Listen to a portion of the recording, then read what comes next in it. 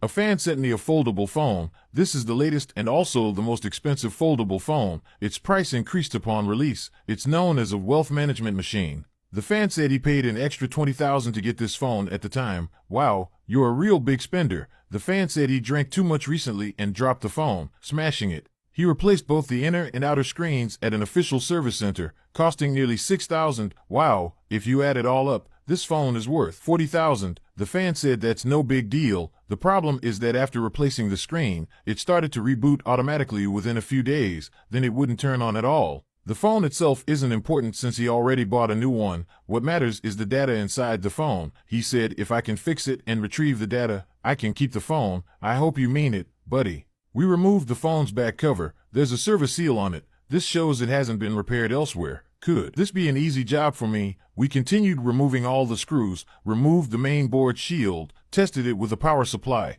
pressed the power button, the current spiked. Then settled at 100 milliamperes without moving. This kind of current usually indicates the CPU isn't fully functioning. Some people quietly watch videos, but they'll sneakily like, comment, share, repost, and follow. People like that are just so sweet. We removed the clamp shield over the CPU, observed it under the microscope. The most damaged area is on the back of the main CPU. We looked closely. The CPU isn't cracked. Fortunately, this phone uses a dual-layer mainboard for the signal section. We removed all the deformed shields from the mainboard, removed the upper layer of the dual-layer mainboard. The hard drive is hidden underneath. If it's damaged or cracked, the data can't be recovered. But it seems okay. The hard drive is intact. We looked closer under the microscope. The CPU may not be working due to loose solder points caused by the drop, or it could be a power issue with the CPU. We'll start with the simple checks first. The power ICs nearby buck inductors supply power to the CPU. If they have loose solder due to impact, the phone won't turn on. We used tweezers to tap them with some force. Sure enough, a few were loose from impact. Could it really be an easy fix? We cleaned the solder pads for the loose inductors, replaced them with new ones. Okay, let's test it with the phone assembled. Could it really be a quick $40,000 profit? We reinstalled the mainboard in the casing, tested it again with a power supply, pressed the power button. The issue persists. Looks like making money from this wealthy fan isn't so simple. We removed the mainboard again for closer inspection. The most damaged area is on the back of the CPU. Could the problem really be under the CPU?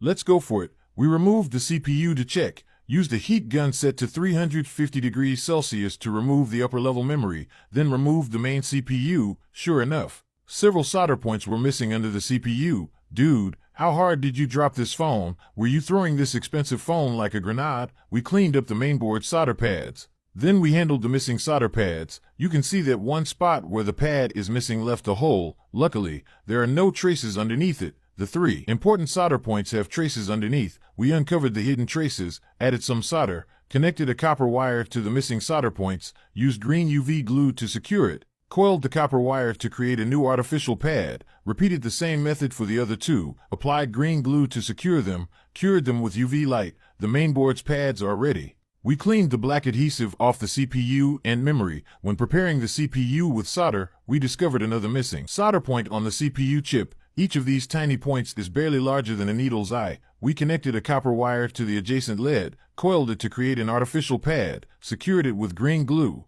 Okay, the CPU is ready. We applied solder to the CPU, applied solder to the memory, reinstalled the CPU and memory on the mainboard. Okay, the mainboard is ready. Installed it in the casing. Connected to a power supply for testing, pressed the power button. The current shows it's booting up.